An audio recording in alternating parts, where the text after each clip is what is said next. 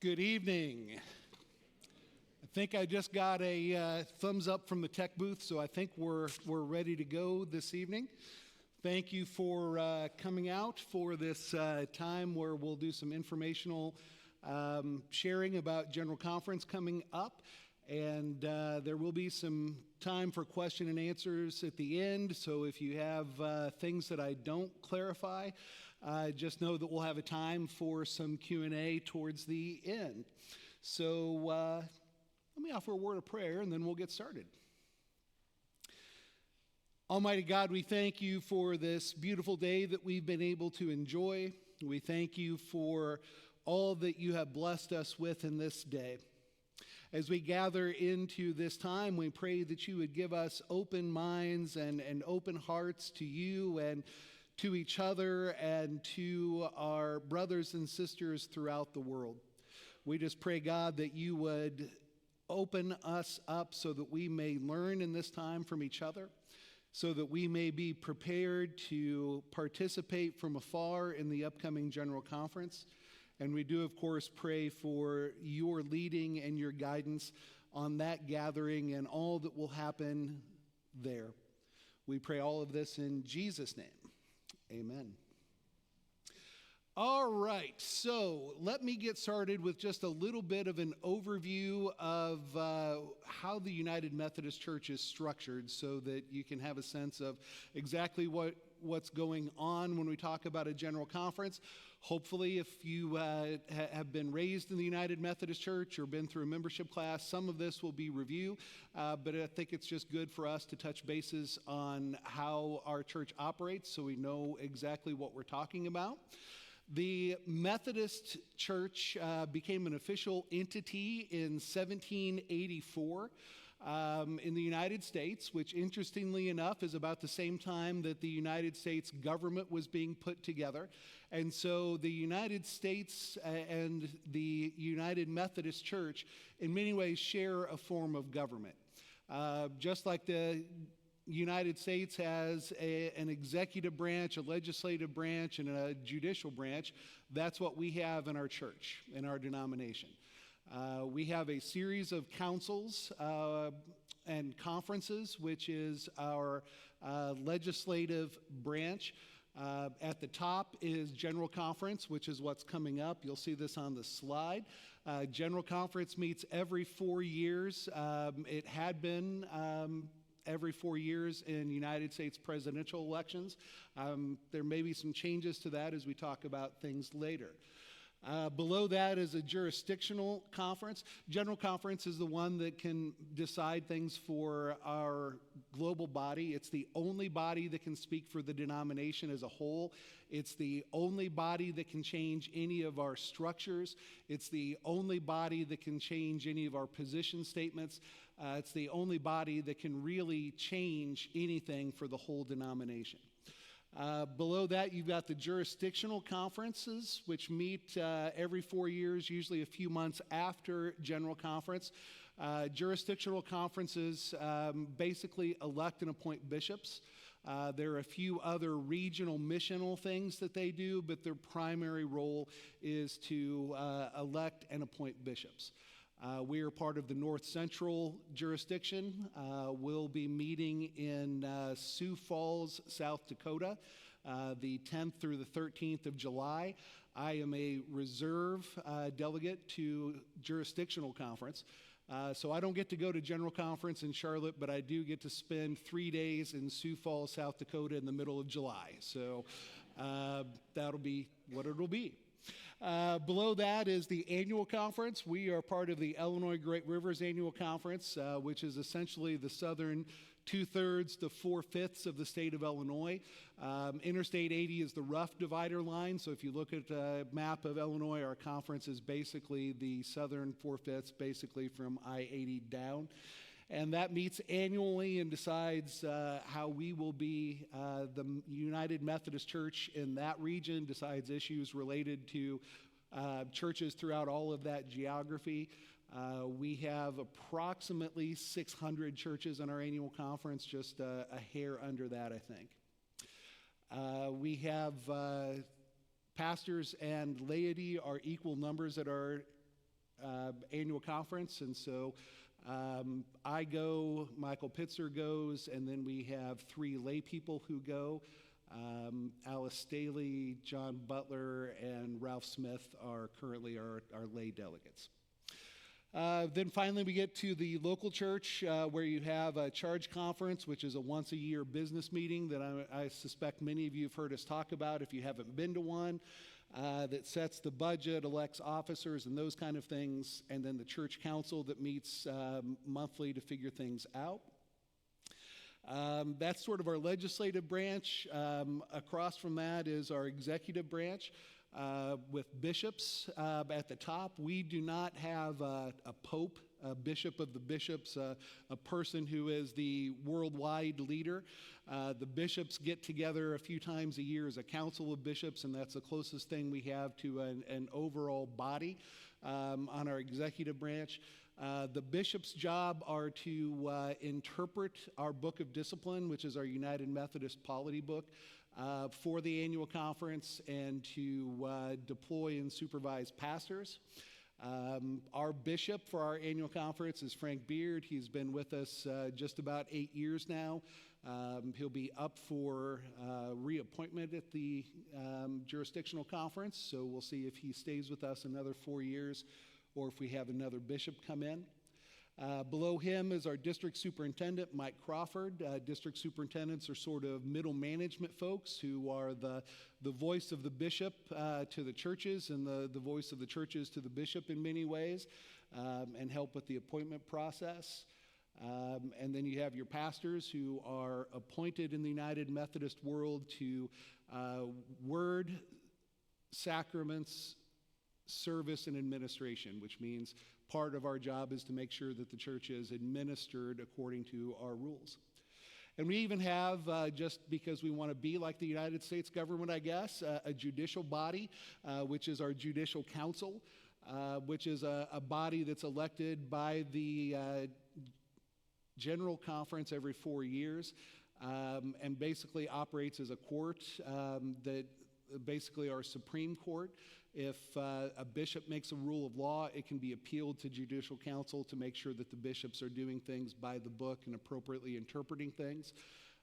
There are a few things in the United Methodist Book of Discipline that are considered chargeable offenses.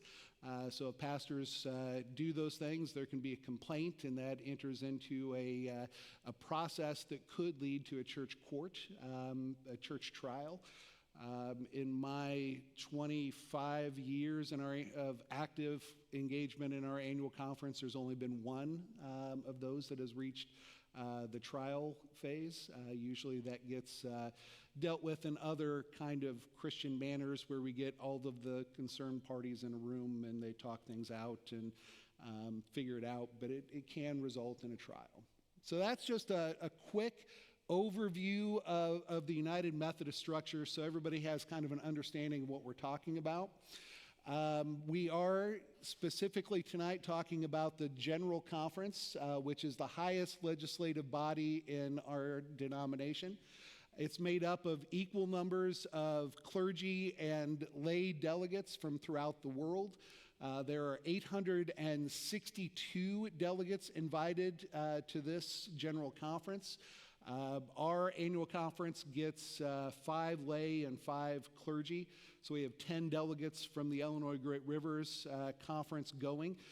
That's ultimately decided by the membership of the annual conferences. So your conference is allotted a number of delegates based on the membership of the churches of your annual conference. So we'll be sending 862 lay and clergy delegates, an equal number. And like I said, this is the body that can review our structures, our core beliefs, our position statements, and all of those kind of things. The General Conference is supposed to meet every 4 years, as we showed up on the slide, but there's this pesky thing called COVID-19 I don't know if anybody's heard of that or not, but it caused a few issues in the world, one of which was the delay of the 2020 General Conference, which was supposed to meet in May of 2020, right as we were kind of at the height of COVID stuff. General Conference got pushed back until the fall of 2020, then got pushed back to 21, and then eventually they just said we're going to push it back to 24 so we make sure we get past all of this stuff before we try to schedule it again. So we have not had a general conference that has met for a while. Because of how things work, our Book of Discipline requires us to hold a general conference every 4 years. So this is still considered the 2020 General Conference. It's meeting in 2024, but it's still being referred to as the 2020 General Conference meeting in 2024. It's meeting in Charlotte, North Carolina from April 23rd through May 3rd. So it's going to be kicking off here in just a few days. It is possible, there's been talk of us having a special called 2026 General Conference that would be technically the 2024 meeting in 2026, and then have a 28 so that we can get back on schedule. I don't know if that's going to happen. That's still a little bit up in the air. So General Conference specifically has a lot of business that they cover. Any United Methodist layperson, pastor, church, organization within our church can send legislation to the General Conference proposing changes to our stances and our positions and our structures as a denomination. This year's General Conference is going to consider, I think it's 1,999 pieces of legislation and positions. You can go online here at this website if you're just really curious and read all of that. It's something like 1,500 pages of legislation. My friends who are on the delegation from our conference got most of that information in January, I think, of this year, and have been doing their best to get familiar with at least the most important parts of that.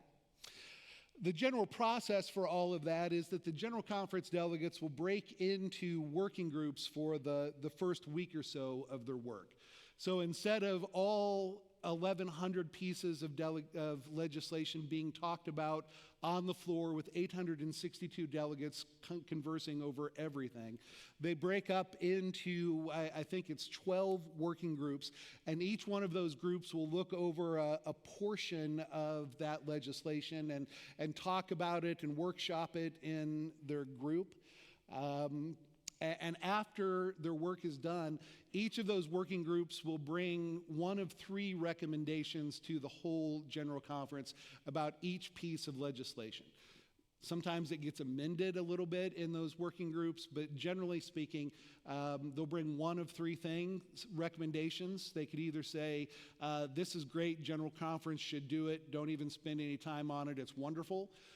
They can say this is terrible, ludicrous, don't even waste your time looking at this. Or they can say this is something that's really important, the whole body should take a look at this, and so we refer it back to the floor. So what usually happens is after those working groups meet, a consent calendar is put together which has all of the pieces where the working groups have said unanimous up or unanimous down, and those go on the consent calendar, and unless General Conference pulls it off the consent calendar, all of that gets voted on in essentially one vote. So a whole bunch of that 1,099 block of legislation will probably get dealt with in one vote. Usually those aren't the things that we'll be talking about tonight. Those will be things like, here in the Book of Discipline, we have something that says, it sundowns in 2012, and we really ought to change that so it's good till 2020, so it's changing a date, or, we've got this conference committee in all of our conferences, and it's got 12 people. It would make a lot more sense if it was 11 so that there's an odd number when we vote. A lot of those kind of structural things are what ends up on that consent calendar and get usually a pretty quick bulk thumbs up or down. There's actually web stream where you can watch General Conference as it's happening. This is the link to that. You can also just go to umc.org. You'll find a link there if you don't want to write it down or take a picture. We also have some sheets of paper back on the offering boxes that have all of the links that we'll be referring to if you want to pick one up on your way out. Those are back there. You can watch all of General Conference. My recommendation is that outside of maybe the opening worship service, there are several worship services in General Conference that can be kind of meaningful for us as United Methodists to watch. But really, outside of probably the opening worship service, I wouldn't recommend watching a lot of the first week of General Conference, because that's when those various working groups will be meeting. So there won't be a lot of action on the stream the first week of annual conference. Or General Conference. I'd really focus in on kind of that second week time period. That's when the conference as a whole will be meeting. That's where the important stuff, the stuff that we'll be talking about by and large tonight, will come up. So if you want to watch, you can watch any and all of it, but I'd recommend, especially if you're curious, that second week. If you do watch or pay attention to things, well, first let me say, we've got a slide if you don't want to watch everything. We do have a couple of kind of impartial news services that'll issue some daily reviews. If you just kind of want to read the highlights, if you want the USA Today version of things, these are some official denominational resources that will be posting kind of daily updates of what's going on at General Conference. You can get online and find all kinds of responses to General Conference. If you're on the right side of things, you can find some folks who will be commenting from the right. If you're on the left, you can get online and find some people who are commenting on the left. These are kind of official denominational resources, so these will be more of your just the facts ma'am kind of places. So if you just kind of want to know as unbiased as any news source can be, and unbiased, these are kind of the official words. As you're following along at General Conference, however you end up doing it, please understand that General Conference is a legislative process.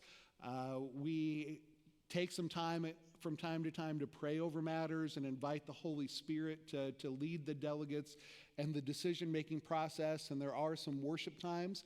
But when the conference actually gets down to true business, it's kind of a modified Robert's Rules of Order kind of process. So it really kind of feels like you're watching C-SPAN if you watch the live stream. It can be one of those things where it's just very legislative. You get a lot of motions to amend the motion, to amend the motion, to amend the substitute motion to the original legislation. It's one of those kind of processes, and can occasionally get into the weeds. Just a few more stats on this year's annual conference. There will be 133 annual conferences represented from around the world. About 56% of our delegates will be from the United States. Approximately 32% will be from Africa, about 6% from the Philippines, and about 5% from Europe, with a very slim smattering from other places around the world. These delegates have all been elected by their annual conference, who, as I mentioned before, are kind of delegates sent by local churches. So they have all been elected by an annual conference to serve as delegates. They are delegates and not strict representatives, and so once they get to General Conference, they're empowered to essentially vote their own conscience based on the best understanding that they have of the issues and hopefully how their annual conference would feel about things. With this kind of global gathering, the printed material that has been sent out is in 4 different languages: French, English, Swahili, and Portuguese. I'm not exactly sure how we decided those were the 4 most common, but the belief is that with those 4 you get pretty much everybody who will be a delegate to General Conference. Every delegate gets headphones for translation purposes. The official business of the General Conference will be led in English, so all of the presiding bishops and all of the presenters will be presenting in English, but the delegates who are there are able to speak one of 10 different languages. It's a little bit expanded from that last list that we looked at, thinking that everybody is going to know one of those 10. So there will be delegates from Africa who will speak in French or Portuguese. And so even the English-speaking delegates will have times where they need their headphones for the instantaneous translation.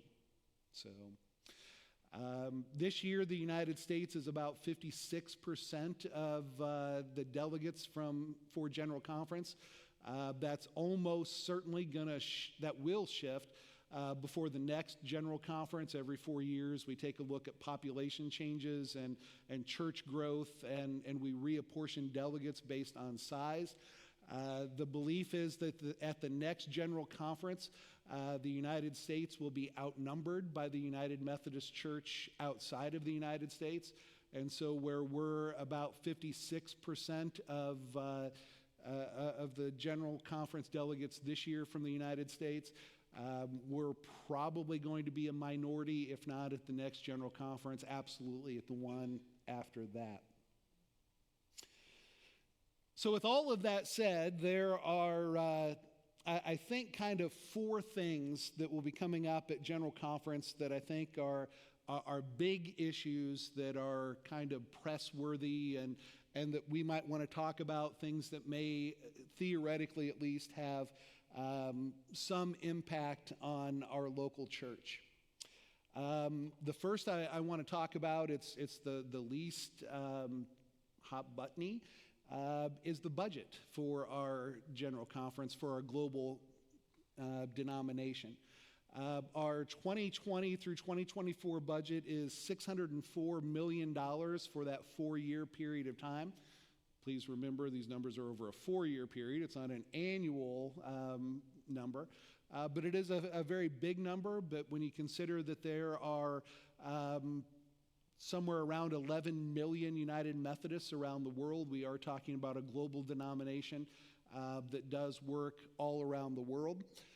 You'll see we're reducing our numbers, financial numbers, significantly for the coming General Conference, or for the coming quadrennium. At least that's the recommendation to the General Conference. General Conference can amend the budget and change those numbers, but the proposal is to drop our budget by about 43%. Those cuts, it's not necessarily 43% across the board, but all of our general agencies are asking to tighten their budget and do some cuts. There are some places where we're combining some overhead and moving a couple of offices from 2 different global boards into one administrative office. We're dropping a few bishops worldwide, which will save us a little money. So we are proposing a significant decrease in the global church budget. I would like to say that means that there will be a significant decrease in our apportionments, which are what we pay as the local church to the larger denomination, but I'm not hoping for that. The decrease over that 4 years is essentially to adjust for 2 things. One is the fact that the United States United Methodist Church has been shrinking over the course of time, and about 99% of our budget of our financial money comes from the United States. Even though we're only 56% of the denomination at the last figuring, 99% of our dollars come from the United States. So as the United States Church has been shrinking, our income has been shrinking. And then over the last couple of years, we've also seen a number of churches disaffiliate from our denomination. And so obviously when they disaffiliate from the United Methodist Church, they no longer pay apportionments to the United Methodist Church. And so the change in the budget is largely to adjust to the reality that the financial pool is just going to be smaller. So I don't see it having a lot of impact on our local church apportionments. Just a note, our annual conference has been trying to right-size its budget over the last 5 or 6 years. There was a time where we were over $12 million as an annual conference budget. We're down to around $8 million, so we've shrunk our annual conference budget by about a third. But again, a lot of that is more addressing realities more than being able to cut things for the local church. Although we did see a small drop last year, so that was good. If you're curious, Calvary currently has the third highest apportionments in our annual conference, so that stuff does impact our local church finances and budget. Other than that, there are 3 big picture items that I think General Conference will be dealing with that are the items that are going to make the news, the items that we've been fussing about for a while, or addresses the issues we've been fussing about, and may have some impact on Calvary in theory. So here are the big issues. The first is regionalization. So our denomination, as it's currently structured in the United States, you have those jurisdictional conferences that I talked about. And in the larger world, there really isn't a jurisdictional body. And so there's a proposal right now that would create regional conferences, 5 of them, 1 in the United States, 3 in Africa, and 1 for the rest of the global world, because the rest of the global world doesn't have nearly the percentage of people that Africa and the United States has. So the proposal is to create 5 regional conferences, 1 of which would be the U.S. church as a region. If regionalization passes, each of those regions would have the ability to regionalize portions of the Book of Discipline, which is our rule book again. Churches outside the United States already have the authority to do that in some sections of the Book of Discipline, because there are parts of the Book of Discipline that are so U.S.-centric that it just doesn't make sense for international churches to deal with. A lot of our structures are focused on making sure things like U.S. tax law and U.S. building permits and all of those kind of things are followed in the United States. And so in 2012, we gave other parts of the world the ability to adapt certain parts of our Book of Discipline in ways that make sense in their context. If regionalization is passed by General Conference, that would allow the United States and all of the other regions to adapt a regional Book of Discipline. There would be some parts of our Book of Discipline that would not be adaptable. Our historic beliefs that are very early in the Book of Discipline, our articles of faith, which go all the way back to John Wesley and even before him, the Church of England, would not be able to be changed. Most of our church constitution that's in the Book of Discipline wouldn't be able to be regionalized. But some of the ways that we practice Methodism would be able to be regionally based. So there is a move to create that kind of regionalization. Honestly, this is going to be a hugely difficult thing to pass General Conference, because regionalization would mean a change to our Constitution. And changing our church constitution is basically as hard as changing the U.S. Constitution or passing an amendment to that. For us to change our church constitution, that legislation has to pass General Conference by a 2/3 margin. So instead of a straight majority, it has to get 2/3 support at General Conference. And then constitutional changes go to the annual conferences around the world and have to be approved by a 2/3 aggregate of all of the people voting at annual conferences. So it's very difficult to change our Constitution. I don't know if regionalization can pass that. There have been a lot of things that have been proposed over the years as changes to our Constitution that have been struck down, even some things that I thought were common sense, because they passed General Conference but didn't get that 2/3 vote of the people voting at annual conferences. So this is one thing that's going to be up for conversation, talking about regionalization. Depending on who you listen to as commentators, you'll hear a wide variety of opinions from United Methodists on regionalization. Some suggest that it's a wonderful thing because it means that when General Conference does meet, it can really deal with global business and not any particularly U.S.-centric business. One of my colleagues showed a clip of the 2016 General Conference, and we were giving speeches about the pension plan for United Methodist pastors in America, and several international delegates were napping and writing notes to each other and those kind of things because it had to be voted on by General Conference, but didn't have anything to do with them because it was a U.S.-centric thing. The upside to regionalization would mean that we don't do that kind of business as an international body. The U.S. body could deal with that. It means that we could, on some of our position statements, consider what's best for the American church as the American church. The African church could decide what's best for the African church. We'd still be united by a lot of things, but we could make our own decisions on a number of position statements based on our region. The downside that some people lift up is that we have always been a global church, and this will make us less global, that it'll be another layer of disconnect in our global body, and one that may allow the United States to go in a direction that's different from Africa, which may hurt our relationships with each other. So.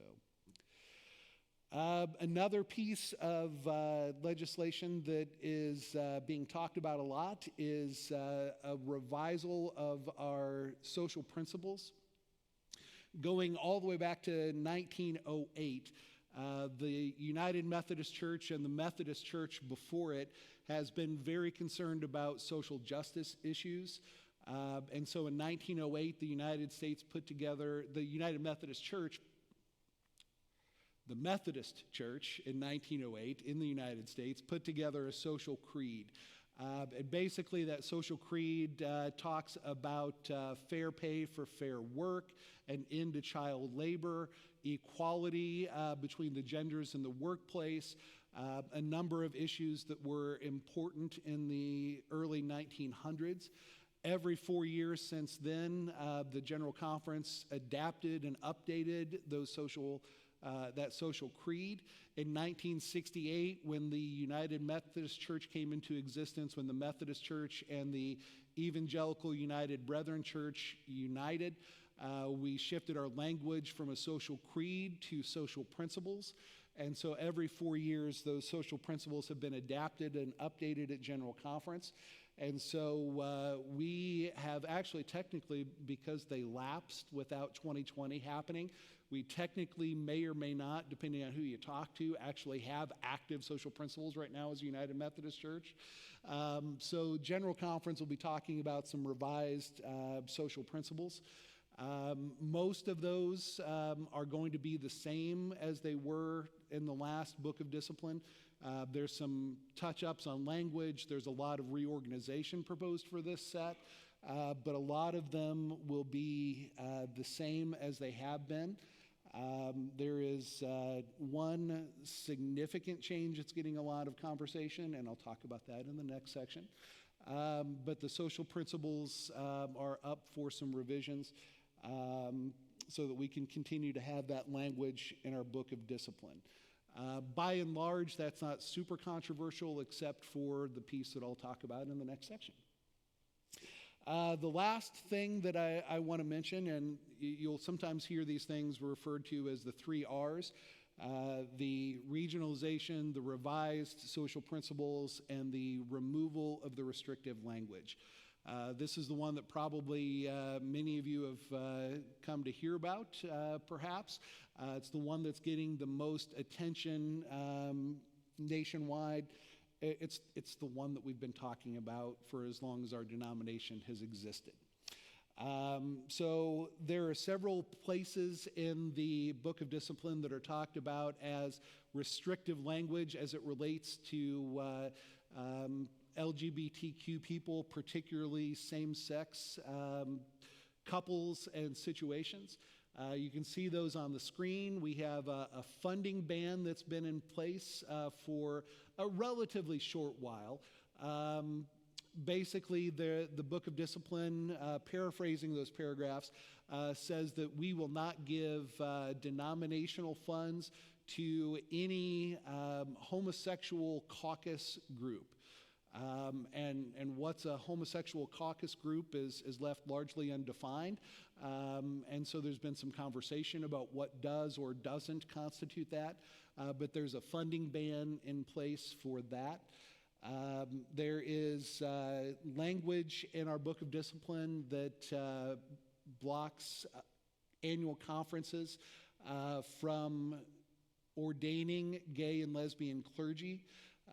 There are some paragraphs there that it's been recommended, it's been proposed to General Conference that we change that language to remove that language blocking gay and lesbian clergy.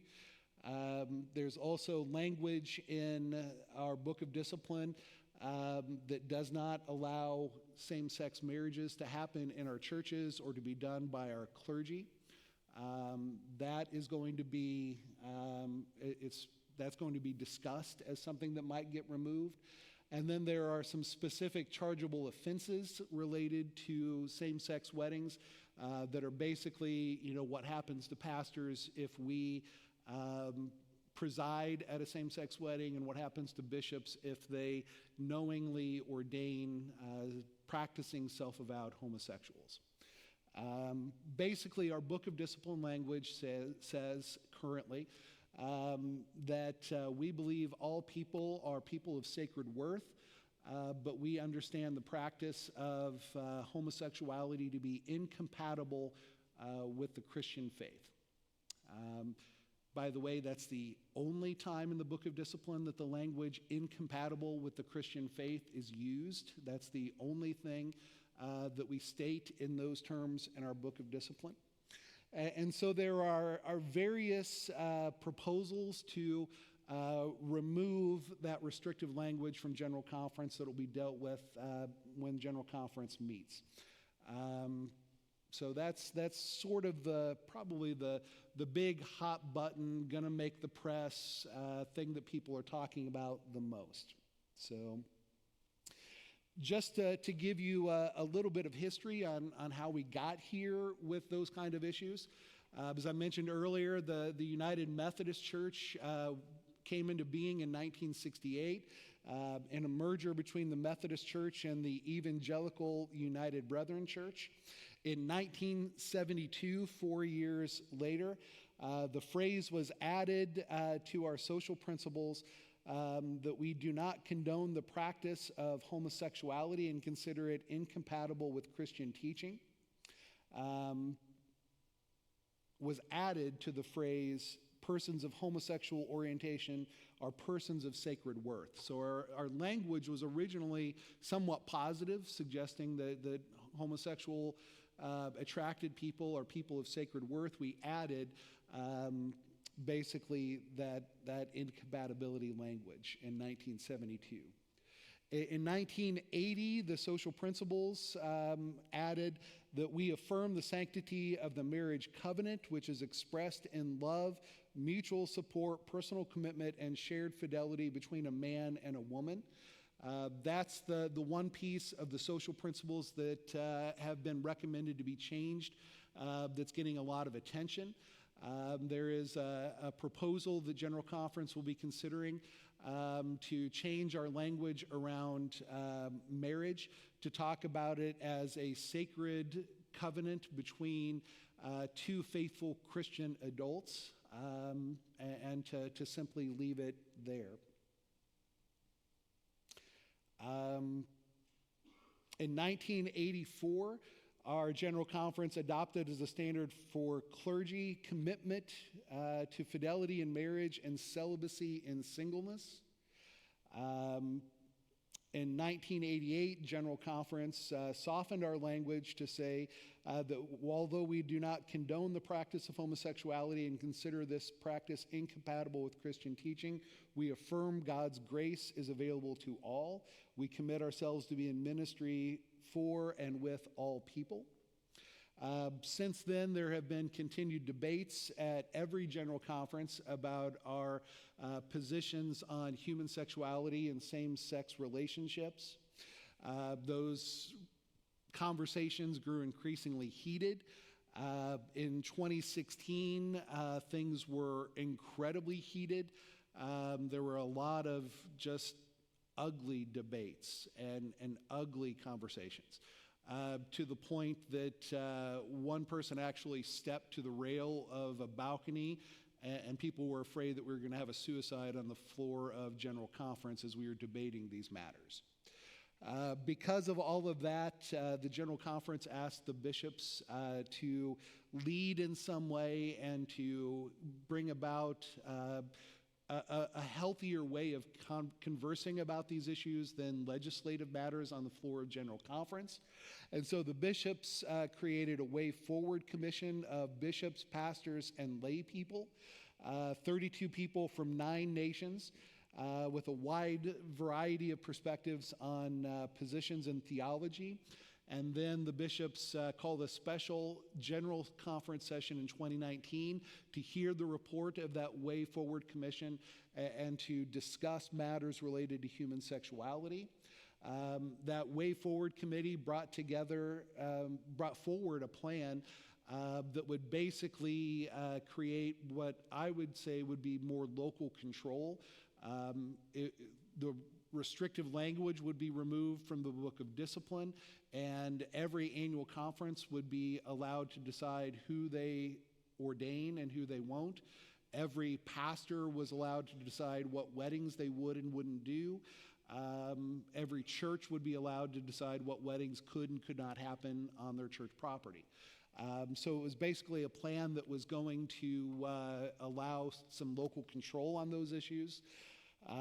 Instead of that, the General Conference, by a 53 to 47% margin, approved what was called the traditional plan that both affirmed our current stances on these issues of human sexuality and put in harsh mandatory minimums for pastors and bishops who were brought forward on those chargeable offenses, and really tightened up some of that kind of language.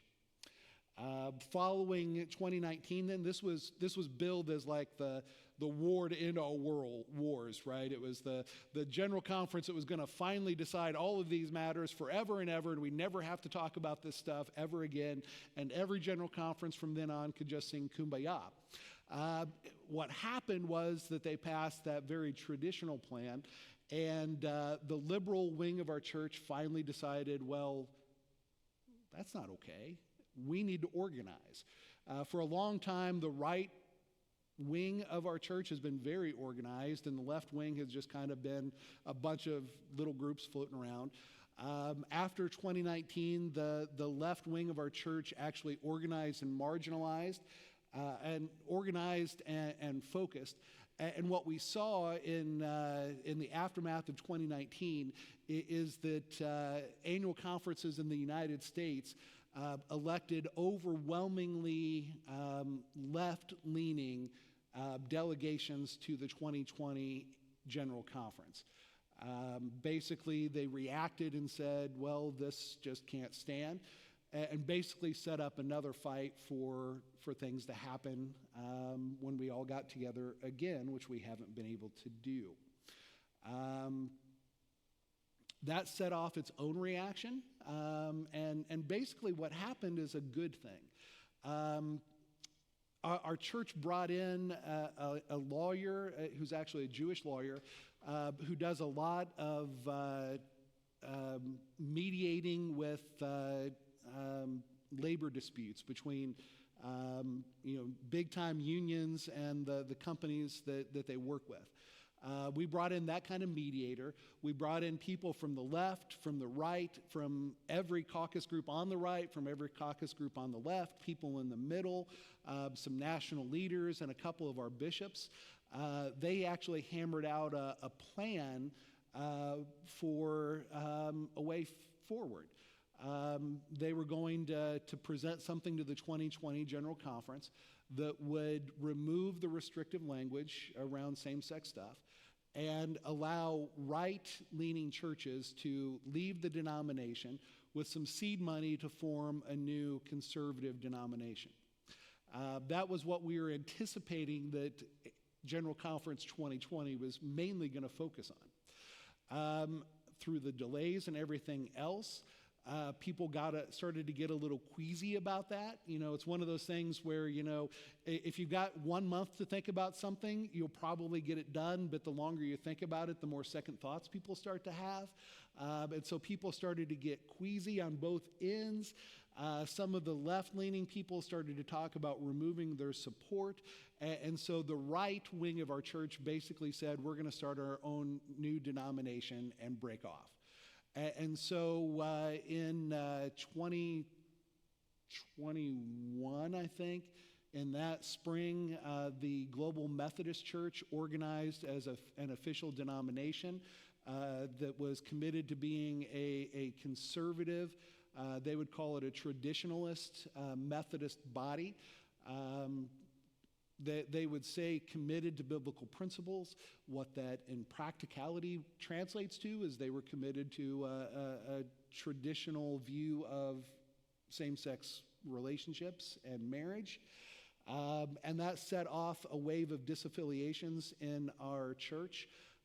Over the last few years, we have seen about 25% of United Methodist churches disaffiliate. Almost all of them on the right wing of our denomination. Probably 2/3 of those eventually joined the Global Methodist Church. The other third or so have become independent churches or joined the Free Methodist denomination or landed someplace else. And so that's how we've lost about 25% of our U.S. churches. In our conference, we lost about 12%. So the overall number of churches leaving in our conference was relatively light, although we saw this weird thing where we lost almost no medium-sized churches. We lost a lot of small churches, and we lost about half of our top 10 churches, according to size.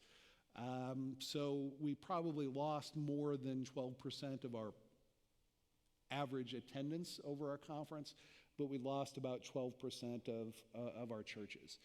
That disaffiliation happened because General Conference 2019, the one that was supposed to end all things, also added in language that allowed churches that disagreed with our denominational positions on human sexuality to leave, and leave largely with their property intact. There were some negotiated payments, but they didn't have to abandon their building, which is technically held in trust for the United Methodist Church.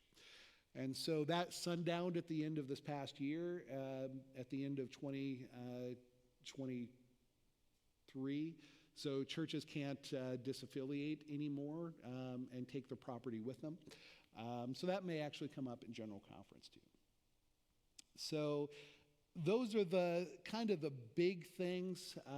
One thing I failed to mention when I was talking about the restrictive language, for the most part, when we talk about removing the restrictive language related to same-sex relationships, most of that language isn't getting replaced by anything. The one exception to that is the place where we talk about marriage and that it becomes, if that particular proposal passes, that goes from being one man and one woman to two Christian adults of faith. The rest of the restrictive language doesn't get replaced by anything, it just gets removed. So for the most part, there won't be language celebrating same-sex unions, same-sex clergy, those kind of things coming up. We're not going to become, at least immediately by the proposals before General Conference, we're not going to become a hugely open and affirming church denomination. We're talking about removing the language, which in a lot of ways will allow local churches to decide for themselves. Which leads me to the last thing I want to share before I open it up for questions, which is, how does all of this affect Calvary? What is any of this going to mean for us as a local church? Taking them as I took them, the budget conversation, like I said, probably won't have any significant impacts on Calvary. Even if there's a significant budgetary reduction, much of that is to adjust to new financial realities. So I don't think the budget change is really going to have a lot of impact on us. Some of the changes may have small ripples in terms of some of the things that our global boards do. We may have a few less Sunday school materials that are produced. We may have a few less pamphlets about how our local church committees are supposed to operate, those kind of things. There is a large amount of denominational support for things like global missions and the United Methodist Committee on Relief, so I doubt if we'll see significant reductions in our missions work, but we may see some reductions in our scholarships and our support of educational institutions. All of that to say, I don't think Calvary is going to really notice much about the budget plan. If regionalization passes, regionalization itself probably won't have a lot of impacts on Calvary. There will be another layer of church administration, so if one of your pastors dumbly throws their name in the hat to represent our annual conference, we may get elected to something else. Other than that, I don't think it'll have a lot of direct impacts. But if we have a U.S.-centric focused layer of administration, we could see, depending on somebody's viewpoint, good and bad things come up. We'll be talking more and more then about U.S.-centric things and issues, which in the good sense will allow us to deal particularly with things that are important to our nation and not necessarily global issues, which could be a very good thing, could be a bad thing depending on where you land on a particular issue and how the regional conference decides on some of those things. The revised social principles, that's a largely linguistic and organizational change.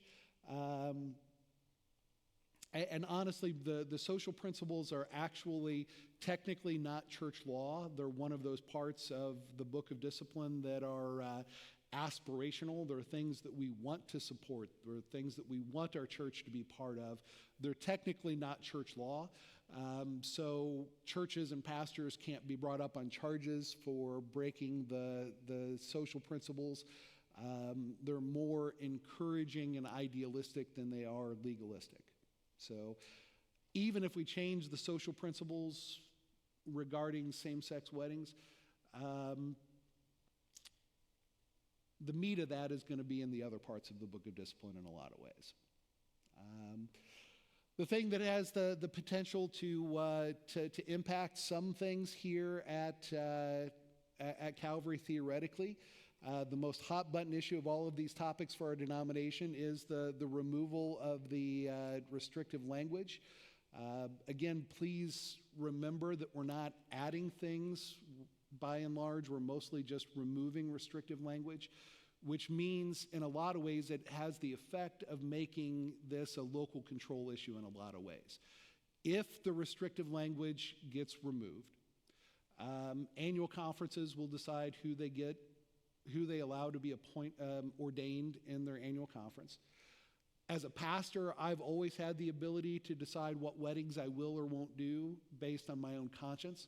If for some reason I'm not comfortable doing a wedding, I have the permission to say no as a pastor, and that's the end of it. That'll still be true. If a pastor in the United Methodist Church does not want to do same-sex weddings, even if the restrictive language changes, pastors can still, for matters of conscience, say, I won't do same-sex weddings. Pastors would then have the ability to do those weddings, but nobody would have to or be forced to. It's kind of the same with local churches. Local churches, through their board of trustees, would still have the ability to set wedding policies and to give direction to their pastors and staff in terms of what weddings could or couldn't happen in local churches. But churches that were open and affirming could allow same-sex weddings to happen on their property. This also doesn't mean that every church is going to be receiving a gay clergy person as soon as the restrictive language is changed, if it is changed.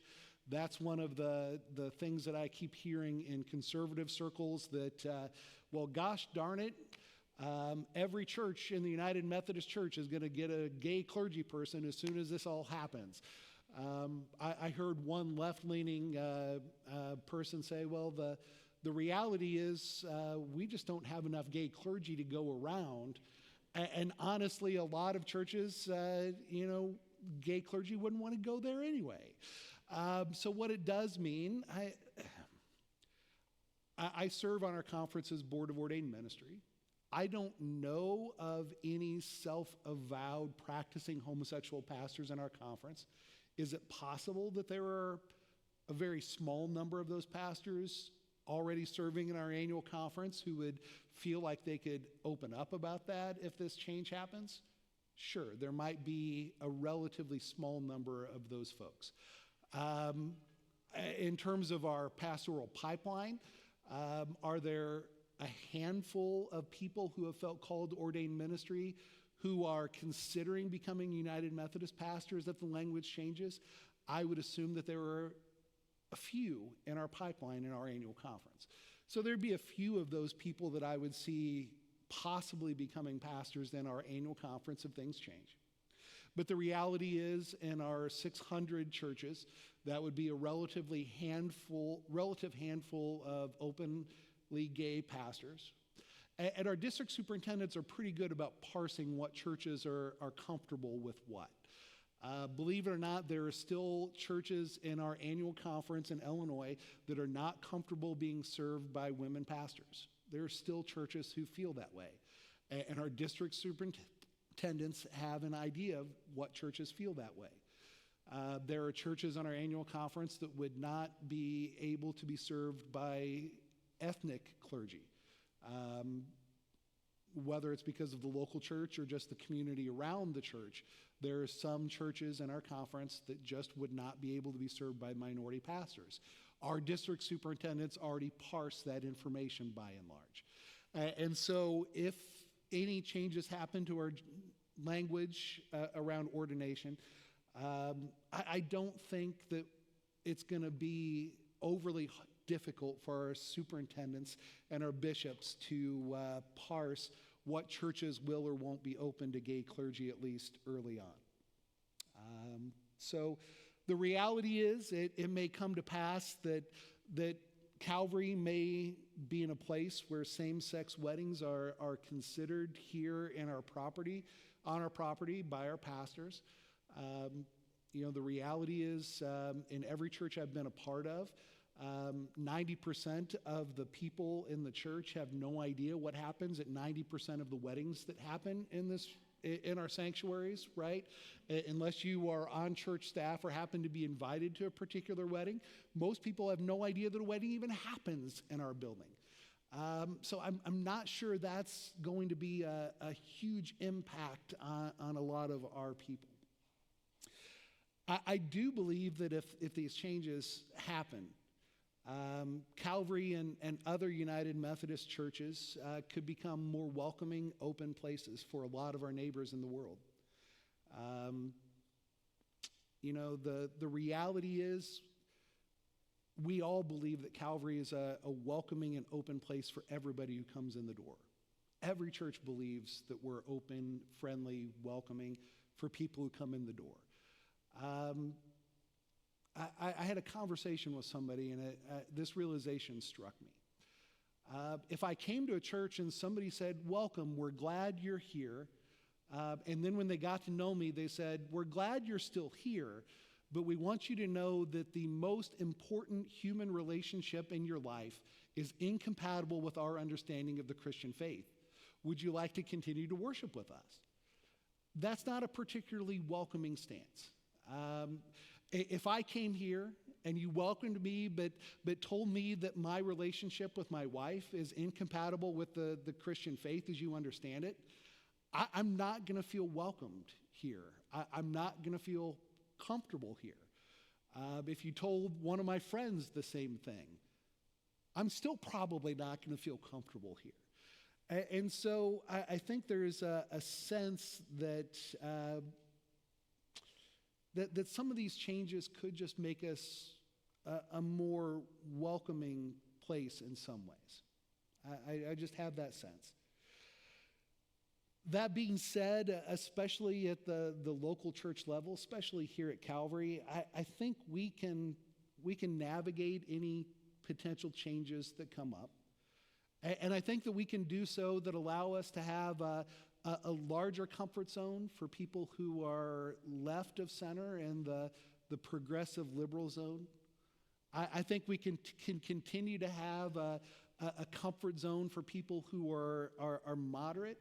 And I think Calvary in particular can continue to be a place where most traditionalists can still feel heard and welcome and even comfortable. By and large, none of these changes, if they go through General Conference, will require any kind of local church vote where we have to get as many people as we can in this room and give a thumbs up or a thumbs down, and it's got to be one way or the other, and we're all staring at each other to see how we vote, and we're all going to take it personally how everybody else in the room votes, right? That's the biggest fear some people have, that we're going to have that kind of ugly vote. And I don't see that happening, but I do see that there are some possibilities for some larger denominational shifts. So that's been like a ridiculous amount of information dumping, and I'm sorry for that because that was an hour of information dump. I'm sorry, but that's kind of where I see all of that. I hope that's helpful for you all to hear that information. I hope that as you're hearing reports of what's happening at General Conference or even watching some of General Conference online, that might kind of prepare you for some of what we hear. For me as a pastor, the worst case scenario is that people in my church will read headlines. The United Methodist Church continues to hate all gay people, or the United Methodist Church changes its position and loves all gay people. We're going to see those kind of headlines. Those kind of clickbait things are going to come up. And I don't want anybody to encounter those kind of things unprepared. I'd rather you have some sense of kind of an unbiased, I hope-ish, sense of what's going on. So that being said, I do want to take a little bit of time if there are questions about any of that. So I'm going to ask Lori to come up and play the microphone person, and we're going to do a little Phil Donahue, which is dating myself maybe because I vaguely recall Donahue. If anybody has questions over any of that, I can take my best shot at answering them. Yeah. Wherever, you're in charge. It's okay. Start furthest away from me. That's good. Where was it?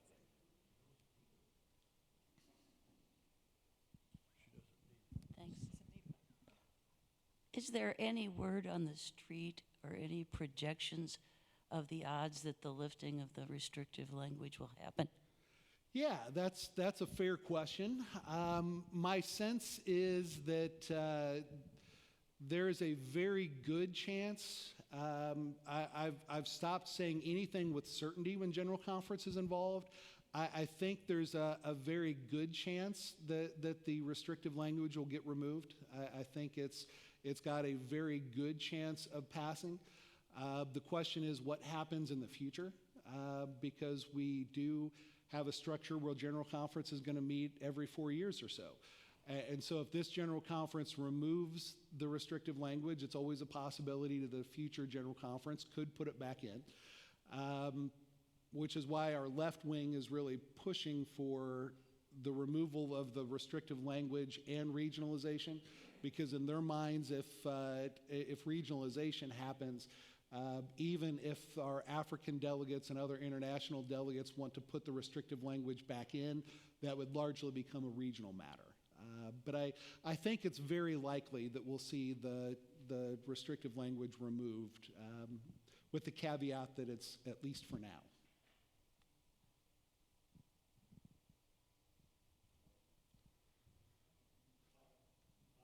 Oh, I've got one here, and then we'll come over to this side of the room. Vince, on the loss, you said there's a 12% loss now in our area of the churches. Do you feel that'll stay about the same, or the possibility for more losses if the language is removed?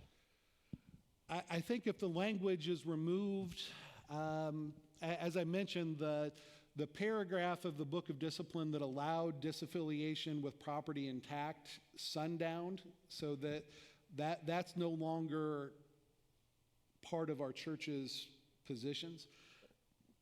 So for churches to disaffiliate and take their property with them at low cost, we would have to have General Conference put language back in.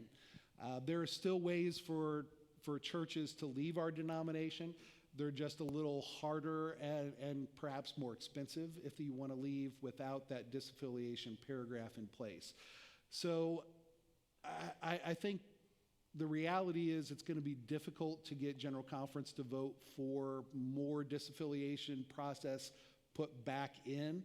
So I think if we see whole churches leave moving forward, it's going to be a lot less than what we saw. Probably what we'll see more of is lay people who feel strongly opposite of any change, leaving with their vote, with their feet and their checkbook.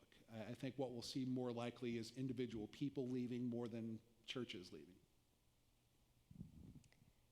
This question has several parts to it, sorry, but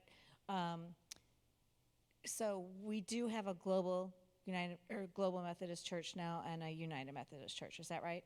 Correct. Okay, so the African contingent, because of the laws over there that prohibit and penalize homosexuality, have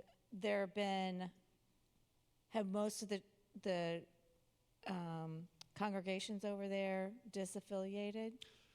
Well, that's part of the ongoing conversation. When disaffiliation was put in temporarily into the Book of Discipline, it was put in as an only United States kind of thing, because it largely dealt with property matters that were germane to United States churches more than African churches, because property is different in different parts of the world. So that's why it was U.S. only, but it was U.S. only. Some of the other parts of the world, one of their customizations to the Book of Discipline is some ability for general conferences in some parts of the world to create their own process. But by and large, we didn't see many of our African churches or outside the U.S. churches disaffiliate. Honestly, some of that is because in some parts of the world, the United Methodist logo, the cross and flame, is one of the most respected logos. If you go to Liberia, the cross and flame is treated like the Red Cross symbol. It'll open doors. People will move out of the way of cars with the United Methodist logo. The United Methodist Church is just, it just has some name brand value in other parts of the world that it's lost some of here in the United States. The reality is the Global Methodist Church, one of their selling points for U.S. churches is that they have a much lower apportionment figure for their local churches.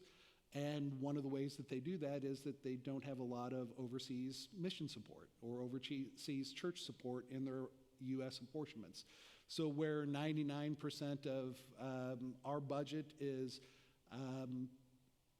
at the United Methodist Church is generated by the U.S. and a good percentage of that goes overseas, their budget is 99% United States and stays 96% in the United States. So churches overseas have been hesitant to move to the Global Methodist Church for a lot of reasons, some of which are kind of some of those, unfortunately, kind of worldly reasons. So if the United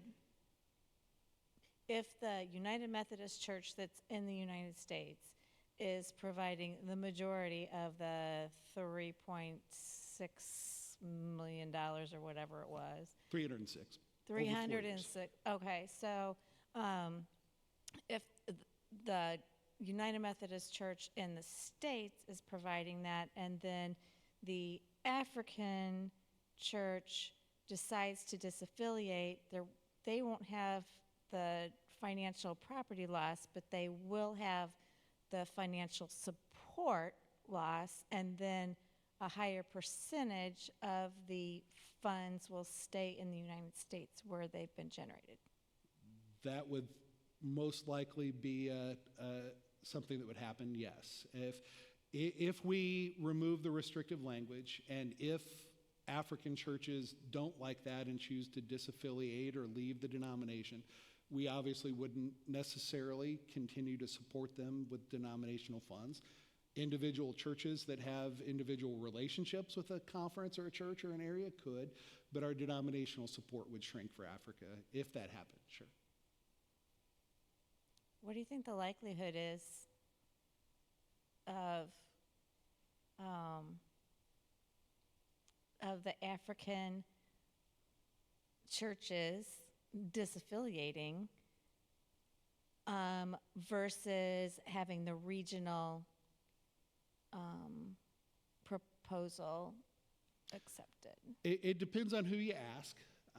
Most of the African bishops are encouraging support of regionalization, and most of that is because the bishops understand where the finances come from, and some of those, what I would call, worldly impacts on the African church.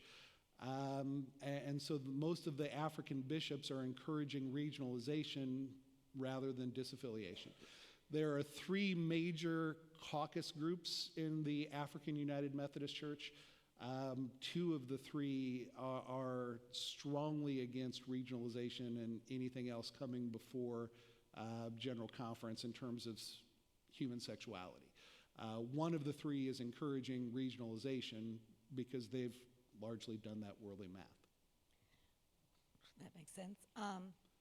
What about in the United States? What's the feel for regionalization? That was my last one. I think if it was a United Methodist only decision, we'd have regionalization by an overwhelming margin. The reality is, in 2019, when we had the traditional plan voted in by that General Conference, if it was a U.S. only vote, it would have gone the other way by about a 70-30 margin.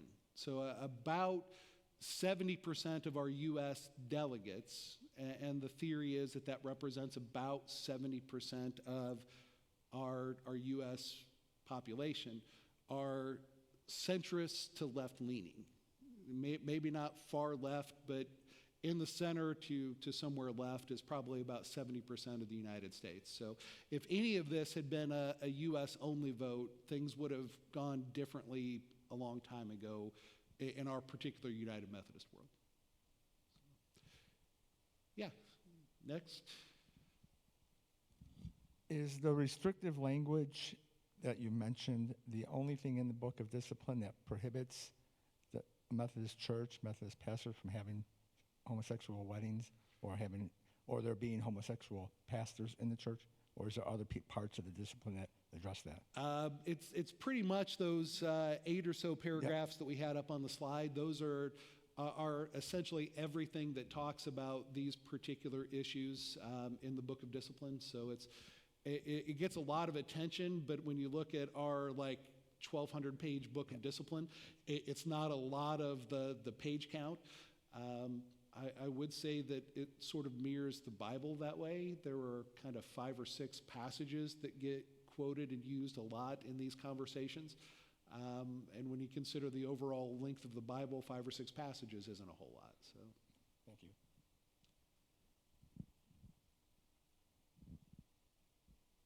any other questions? Oh, I saw one. Why don't you stay on that side, Lori, and then we'll come over here.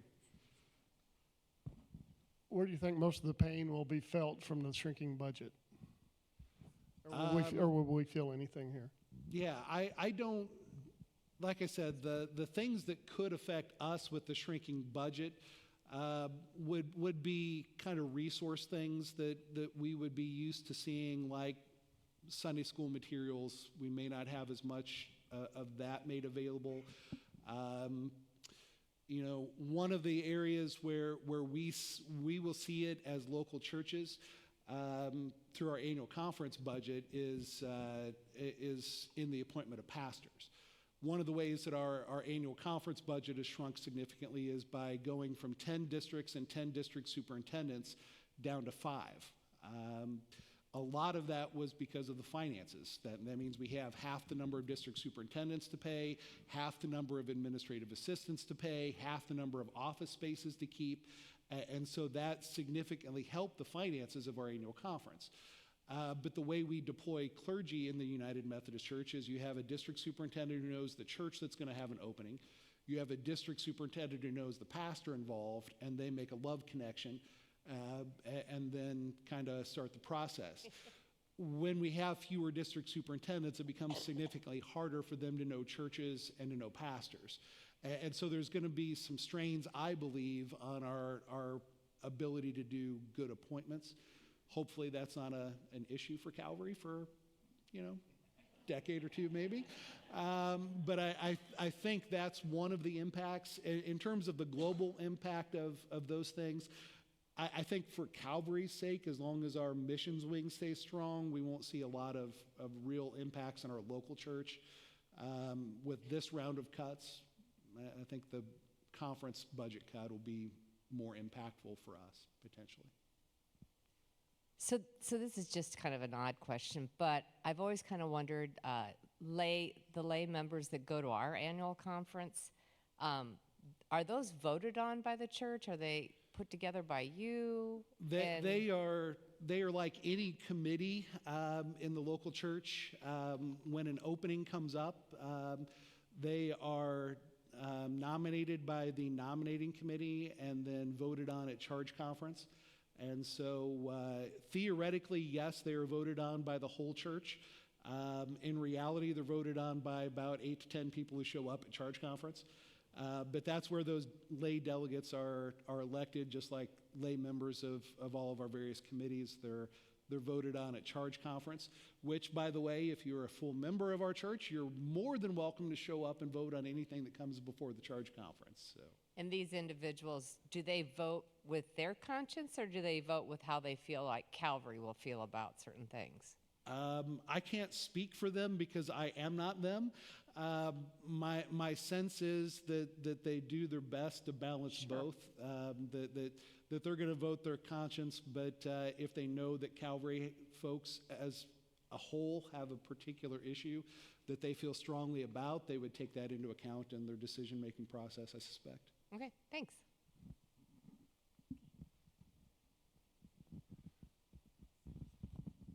I get a second turn, but totally shifting gears, you caught my attention when you said Calvary had the 3rd highest apportionment in the conference. How is that? Yeah, I did say that out loud, didn't I? That wasn't in my notes.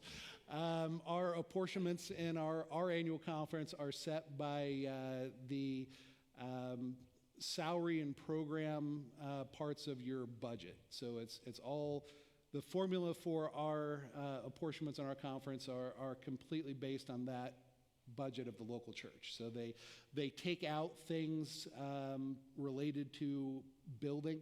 So if you add on a wing or you have to replace a roof or those kind of things that are kind of one-time expenses, they don't skew your apportionments based on a one-time building expense.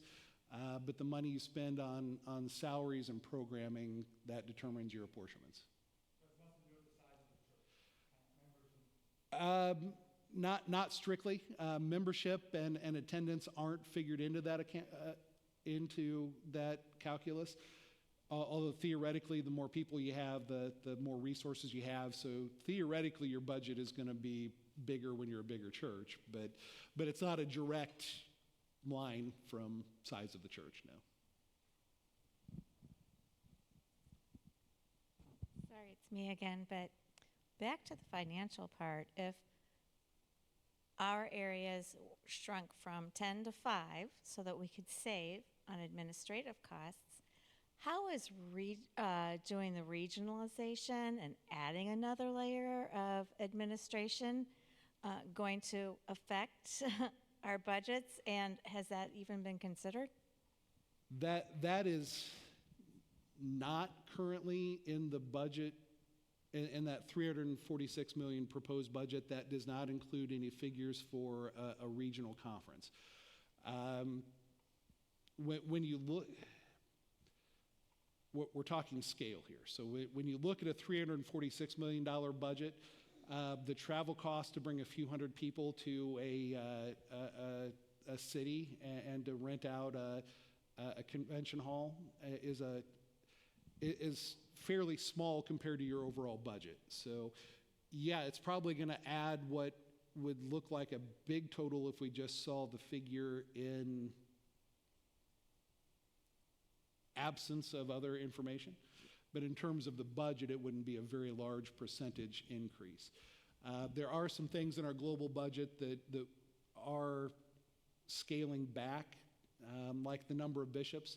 Our jurisdiction has lost 2 bishops. We had 9 bishops. We now have 7. And basically, we have bishops who are covering, 2 bishops are covering 2 annual conferences, essentially. So we are looking at some savings. But yeah, a regional conference would add a few dollars back in. Okay, so they're not going to get paid more money than the bishops even get paid, and because they're at a different level in the hierarchy and. No, all bishops get paid the same. And actually, to make sure that happens, our bishops are all paid by the denomination. Our annual conference doesn't directly pay our bishop or actually directly pay for our bishop's office. We send that money to the denomination, and the denomination sends it back to our conference so that we actually write the paycheck, but we don't actually pay the money. That way, the global denomination can say all bishops get paid the same. That way, people are like, well, I don't want to go to Illinois when I could go to New York because New York is going to pay me better. You know, we don't have any of that kind of stuff.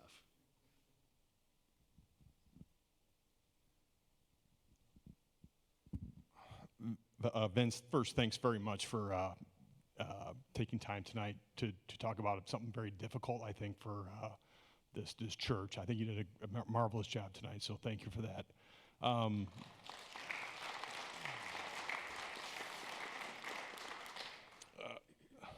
I have maybe a question and maybe an observation. My question is,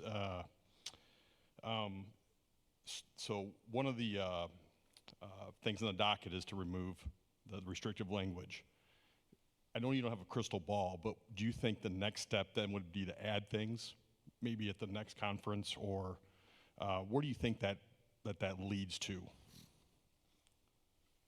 I don't have a crystal ball, and like I said earlier, I've tried to stop guessing how general conferences are going to act because I've been surprised a few times. It is obviously something that happens every 4 years, and so it is possible that at a future general conference there could be proposals to add language in that would theoretically codify some things in our book of discipline. And I don't know what the odds are of that kind of thing passing. You know, At our U.S. regional conference, obviously, it would have a greater possibility to pass than at a global gathering. But one thing I've noticed about the United Methodist Church is that we've often prided ourselves on being a big tent, that we are a denomination that John Wesley had this famous thing that we agree on the essentials and we allow disagreement with love on everything that's non-essential. And the United Methodist Church has largely tried to operate that way and be a place where people left, right, and center can find some sense of home. And I think that's a value in our denomination, kind of widely held. I don't know how that would impact those conversations. Secondly, I think this is more of an observation than a question, but you alluded to the fact that through this process, ultimately, the local church, a lot of those decisions, or a lot of whether a pastor wants to officiate over certain types of weddings, things like that, will fall at the local level. I guess my observation is, I feel like the duty of the bishop then to assign the right fit will become even that much more challenging in the future. And, I guess as it relates to you, how do you feel about, I guess, more or less the pressure of maybe having to take that stance one way or another?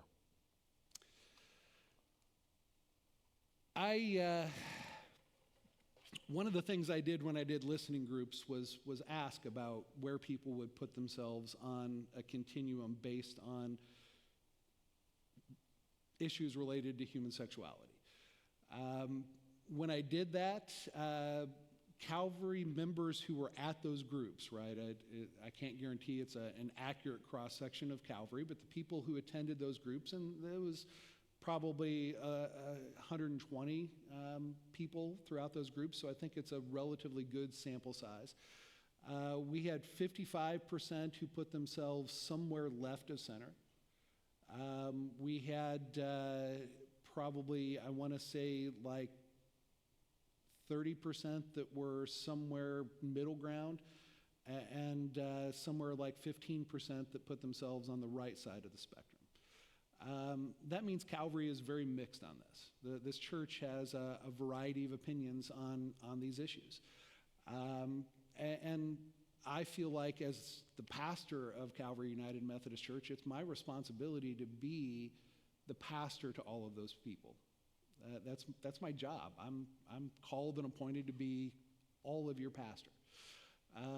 And so I hope that whatever my personal opinions on any issue are, that I can greet everybody with love and respect and openness, and that we as a church can do that for each other, that we can be a place where we can treat each other with openness and respect despite our differences of opinions, and where we can say, look, we're going to agree on the basics. We may not agree on everything, but how can we love each other through those areas of disagreement and find ways to do that in Christian loving ways? I hope I can do that with everybody. I hope we can all do our best to do that with each other. And a time is probably going to come where there's going to be a rubber hits the road for some people, one way or another. If the restrictive language is maintained in the Book of Discipline, this time around, if it's maintained, it's probably going to be maintained. If the numbers shift and Africa gets a larger percentage of votes, if the language isn't removed this time, it's going to be a lot harder to remove it down the road. So I think if that is the result, that the language is maintained, that's going to be a crossing of the Rubicon for some people on the left in the United Methodist Church. If the language is removed, for local churches, that may not be the Rubicon, but when somebody comes up to have a wedding, that may be the point where we, as a church, have to make some decisions. That may be a hard thing for some people, and we're going to have to figure out how we have those conversations and do that in a loving way. The reality is, unfortunately, this is one of those issues that's become very divisive, and it's become very polarized, like a lot of things in American society. And so we've started to see it as winners and losers. This is a winner or loser thing for a lot of people. And I really don't like that that's where we are. As an American, I hate that our political process has become winners and losers.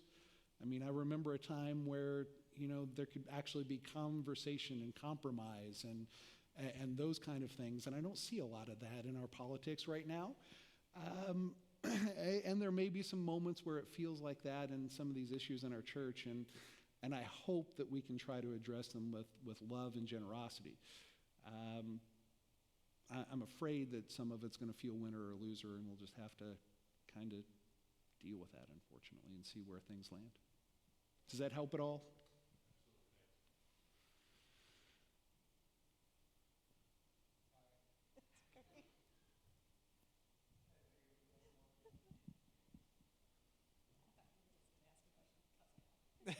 No, it's not just to torture you. Yeah, again, thanks, Vince. I know that the United Methodist Church is not the first church to go through something like this, not in the United States, not worldwide. And I know you're also not a scholar in all those churches. But could you give us some idea of how other churches, denominations maybe we would know and be familiar with, have dealt with this issue in the past, and whether or not, and in what ways maybe we're different from that? Sure.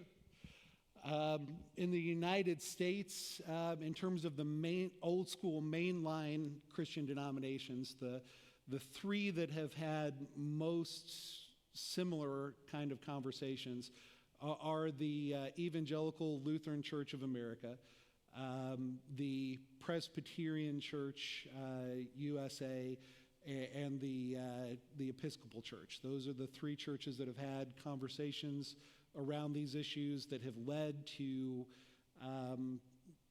I would put it as liberalizing decisions. The official denominations in those three cases, the Episcopal Church, the ELCA, and the Presbyterian Church USA, all ended up taking positions that moved them to the left. The official analysis of that is that all of those churches shrunk dramatically when that happened.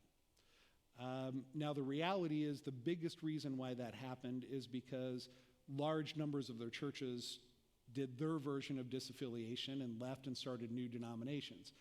And so my sense is that the kingdom of God may not have lost a lot of people and churches. The official denominations did. And we've already seen that as the United Methodist Church, where we lost about a quarter of our U.S. churches. We've already felt that particular pain. And so I don't think we're going to see this massive numerical downturn if we liberalize our positions by removing the restrictive language. I think we've already been through the largest part of that particular pain. I think that's the thing that makes us different, is we saw a lot of our leaving on the front end. And so where some people would say those churches lost, 40% of their churches and their people. Well, it's because they went through disaffiliation. We've already lost 25%. So we're not going to lose 40%. I think that's the biggest difference, is we've already seen some preemptive disaffiliations. I'd like to say we're much better and more faithful than those Presbyterians, Lutherans, and Episcopalians, and so there's no way we're going to lose anybody over this, because gosh darn it, we're so much better than them. I don't think that's necessarily true. I think we're all human beings trying to deal with human systems, and as long as we're human beings dealing with human systems, there's going to be imperfections and problems.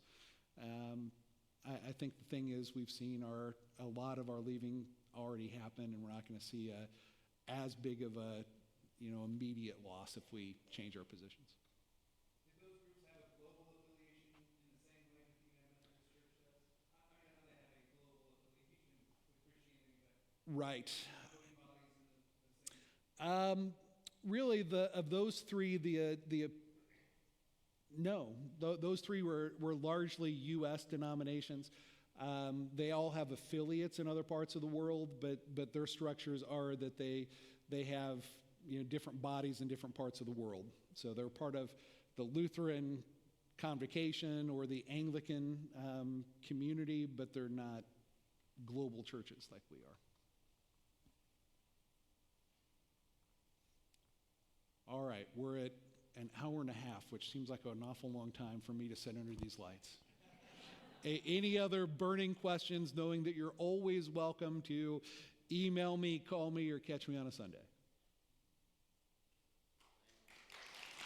You're very welcome. Let me send us out with a quick benediction. Almighty God, we thank you for the church and the denomination that have nurtured us all in so many ways. I thank you for these who have come together tonight because they care deeply about this church in particular, and perhaps even our global church. I pray that you would guide our general conference with your wisdom and leading. And I pray that as we go our separate ways this evening, that you would go with each and every one of us to bless us in our evening, to bless us in our rest, and to bless us in the week to come. We pray this in Jesus' name. Amen. Thank you all for making the time to be here.